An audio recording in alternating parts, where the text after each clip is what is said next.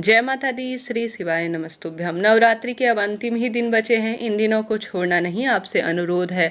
अष्टमी, नवमी, सप्तमी महादिन है जिनका आप प्रयोग कर कर अपने भाग्य की रेखाओं को प्रबल कर सकते हैं। हालांकि यह उपाय ऐसे हैं जो कभी भी किसी भी दिन किए जा सकते हैं, जो कि अपने आप में विशेष है। परंतु इन दिनों में चमत्कार होता है। जो भक्त करते हैं सच्चे भाव सच्चे मन से, वह इस चमत्कार को महसूस करते हैं और अपने भाग्य की रेखाओं को प्रबल करते हैं। तो आप सभी को अनुरोध है, इन दिनों का भरपूर लाभ उठाएं। वीडियो में 4 सरल उपाय बताना समझाना चाहूंगी। पूर्ण रूप से विस्तार से वर्णन करूंगी। कोई एक उपाय चुनकर निश्चित ही आप कर अपने भाग्य की रेखाओं को प्रबल कर सकते हैं। हर सुख आप प्राप्त कर लेंगे। खासतौर पर यह बड़ी नवरात्रि जिनमें देवी की शक्ति जो है प्रत्यक्ष रूप से चैतन्य अवस्था में होती है और भक्तों के भंडार भरती है।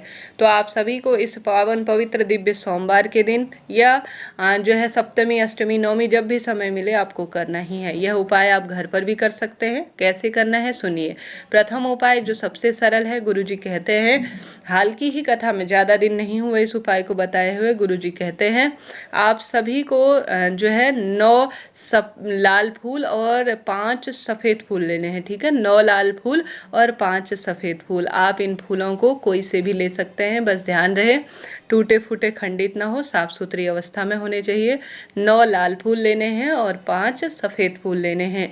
आप सभी को यह उपाय देवी भागवत में भी देखने सुनने समझने को मिल जाएगा। गुरुजी ऐसा प्रमाण देते हैं। तो आप सभी को पूर्ण विश्वास से, भले ही आपके कोई भी बात है, कोई भी रोग मुक्ति की कामना, संतान सुख, कर्ज या अपनी जो भी व्यथा है, कष्ट है, उन सभी के लिए आपको करना है। कोई भी ऐसी विपदा नहीं जो इस उपाय से दूर ना हो। तो आप सभी को बचे हुए दिनों में 9 लाल फूल और 5 सफ़ेद फूल की व्यवस्था करनी है और एक गोलबाती का दीपक अपनी पूजा की थाली में रख लेना है। जल का लोटा और शिव पूजा में जो सामग्री प्रयोग होती है वह तो आप अपने साथ रखेंगे ही। आप सभी को या तो आपके घर पर कोई भी खुला स्थान है जहाँ पर थोड़ा सा मिट्टी पड़ी है, या आपके घर का कोई गमला है, या आपके घर का मंदिर है, वहाँ पर आपको करना है। आपको 2 शिवलिंग का एक साथ पूजन करना है। ठीक है, एक तो शिवपिंडी स्वरूप होगा जो कि वैष्णो देवी स्वरूप में भी मान सकते हैं। पिंडी स्वरूप में देखा होगा आपने, देवी माँ का पूजन होता है, तो वही पिंडी स्वरूप आपको बना लेना है। उसे शिवपिंडी कह लीजिए या देवी पिंडी कह लीजिए, इच्छा आपकी है। गुरुजी के मुख से भी इस उपाय को सर्च कर आप सुन सकते हैं, सत्य पाएंगे। तो आप सभी को एक मिट्टी का शिवलिंग पिंडी स्वरूप में बना लेना है जो कि देवी मैया के स्वरूप में होगा। और दूसरा जो है शिवलिंग आपको या तो आप मिट्टी से बना लीजिए, आपके घर पर शिव भक्त हैं तो शिवलिंग होगा ही। दोनों शिवलिंग को एक ही स्थान पर रखना है। चाहे तो मैंने शुरू में ही जैसे आपको विदित कराया, आप दोनों शिवलिंग मिट्टी के बना सकते हैं शिवलिंग स्वरूप में। एक को आपको देवी मैया मानना है पिंडी स्वरूप में, एक को आपको महादेव मानना है। ठीक है जी, जलाधारी इत्यादि बनाने की कोई विशेष आवश्यकता नहीं है। अब आप सभी को यह एक पूजा की थाली में रख लेना है। चाहे तो घर के गमले में, किसी भी गमले में बना सकते हैं, बस तुलसी मैया का गमला ना हो, या किसी गार्डन में बना सकते हैं, या किसी पेड़ पर बना सकते हैं।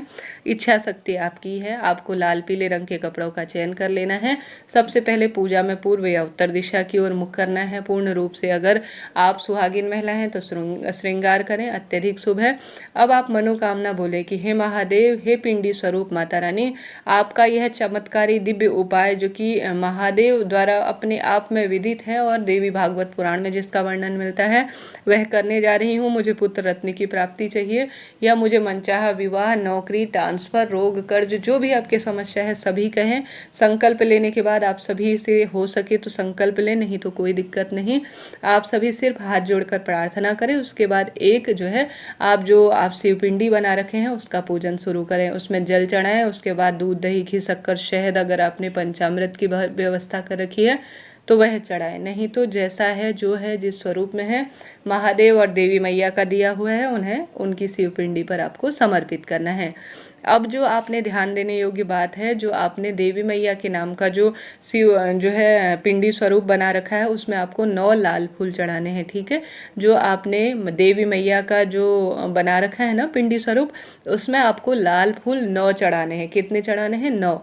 और 5 सफ़ेद फूल जो आपने महादेव स्वरूप में विराजमान कर रखा है उस पर आपको 5 सफ़ेद फूल चढ़ाने हैं। नोट डाउन करते हुए चलिएगा सभी चीज़ें। अब आपको लगाना है गोलबत्ती का एक घी का दीपक। आप सभी को पूजा हो जाने के बाद विधि विधान से माता रानी का जो स्वरूप है उसमें आप सिंदूर, महावर, मेहंदी, अपनी इच्छा शक्ति सामर्थ्य अनुसार जिसमें लाल फूल चढ़ा रखे हैं उसमें यह चीज़ें भी चढ़ा सकते हैं। और जो महादेव का स्वरूप है उसमें आप चंदन इत्यादि जो अपनी भस्म में समर्पित करते हैं, वस्त्र रूपी कलावा इत्यादि आप अपनी क्षमता सामर्थ्य अनुसार समर्पित करें। तत्पश्चात आप सभी आवश्यक रूप से गोलबत्ती का घी का दीपक लगाकर आरती करें और अपनी मनोकामना झोली पसार कर करें। और जो है माथा टेके, परिवार सहित कर रहे हैं तो शुभ है, अकेले कर रहे हैं तो अत्यधिक शुभ ही शुभ है। तो आपने पूजा इत्यादि कर ली, थोड़ी देर हो जाने के बाद आप अन्य कार्य कर लेंगे तो आप सभी को गुरुजी कहते हैं 2 शिवपिंडी जहाँ पर आपने बना रखा है या तो वहीं पर उसे विसर्जित कर दीजिए या किसी पेड़ के नीचे या किसी पवित्र नदी इत्यादि में आप विसर्जित कर देंगे तो मात्र आप देखेंगे कि खुली आंखों से चमत्कार हो रहा है और कष्ट संकट पीड़ा का निदान हो रहा है। तो करके देखिएगा, कोई भी महिला हो पुरुष हो सभी इस उपाय को कर सकते हैं, लाभ आपको मिलना ही है। तो हमने बात कर ली प्रथम उपाय की, बढ़ते हैं दूसरे सरल से उपाय की तरफ जो कि अपने आप में अद्भुत है। आप इस उपाय को अपने रोग मुक्ति के लिए खास तौर पर कर सकते हैं। देखिए, शारीरिक पीड़ा हर एक व्यक्ति में है और उसका समाधान सिर्फ माता रानी के पास है। तो मृत्यु मंजरी चक्र का स्मरण आपको करना है। किसका स्मरण करना है? मृत्यु मंजरी चक्र, जो कि माता रानी के हाथ में विराजमान चक्र कहा गया है, उसी का स्मरण आपको करना है। और आप सभी को माता के मंदिर में चले जाना है। माता का मंदिर नहीं है तो महादेव का जो शिवलिंग है उस पर माता रानी का स्थान होता है ना, जो जिस पर महादेव विराजमान है, शिवलिंग विराजमान है, उस स्थान पर भी आप कर सकते हैं। मृत्यु मंजरी चक्र का स्मरण करते हुए या तो माता के मंदिर में या शिवलिंग पर आप सभी कर सकते हैं। आप सभी को जो है लाल फूल लेना है, मात्र एक। कौन सा फूल लेना है? गुड़हल का फूल। किसका फूल? गुड़हल का फूल। स्क्रीन पर आप देख रहे हैं वही गुड़हल का फूल लेना है। मृत्यु मंजरी चक्र का स्मरण करना है और रोग का आह्वान करना है। जो आपको रोग है, कोई सा भी रोग है, महिला पुरुष बच्चे बड़े सभी इस उपाय को कर सकते हैं। इस नवरात्रि में चमत्कार होगा। हालांकि कभी भी इस उपाय को किया जा सकता है, परंतु यह उपाय नवरात्रि में ज़्यादा फल देगा। मृत्यु मंजरी चक्र का स्मरण कर सबसे पहले आप मंदिर जा रहे हैं तो वहां दीपक लगाएं, प्रणाम करें, धन्यवाद करें और वह लाल फूल मृत्यु मंजरी चक्र का स्मरण कर आपको या तो माँ के मंदिर में समर्पित कर देना है या माता रानी का जो स्थान है शिवलिंग में उस स्थान पर आप समर्पित कर दें। उसके बाद आप सभी को कहना है कि हे मृत्यु मंजरी चक्र, हे माता रानी, आपने इसे दवाई बना दिया है, औषधि बना दिया है, अब मैं इसे अपने साथ ले जा रही हूँ। ऐसी प्रार्थना कर आप सभी जो है उस मृत्यु मंजरी चक्र का स्मरण किया हुआ लाल फूल गुड़हल का आपको उठा लेना है। मृत्यु मंजरी चक्र का ही आपको स्मरण कर या तो घर के मंदिर में बैठकर उसके खा लेना है या कहीं पर भी आप घर के स्थान पर उसे खा सकते हैं। बस मृत्यु मंजरी चक्र का स्मरण करें और महादेव के मंदिर में भी बैठकर उसे खाया जा सकता है। देवी मैया के मंदिर में भी उस फूल को खाया जा सकता है। इसका आयुर्वेद में भी वर्णन मिलता है। गुड़हल के फूल की जितनी महत्वता की जाए उतना कम है। आपने देखा होगा बालों के ऐड आते हैं कि बाल लंबे होंगे, घने होंगे, उसमें भी यह आता है। तो आपको मृत्यु मंजरी चक्र का स्मरण कर यह लाल फूल का उपाय करके देखना है, लाभ होगा। साथ ही बचे हुए 3 दिनों में किसी भी दिन माँ के मंदिर में जाकर सप्तमी, अष्टमी, नवमी के दिन आपको जरूर से लाल फूल, लाल श्रृंगार की सामग्री, ध्वजा इत्यादि अर्थात झंडा चढ़ाना है। माँ की खूब सेवा आराधना करनी है। निश्चित ही भंडार भरेंगे और खुशियाँ आती रहेंगी। इस तरह से अभी के लिए इतना ही। जुड़िएगा अन्य वीडियोज और जानकारी के लिए। राधे राधे।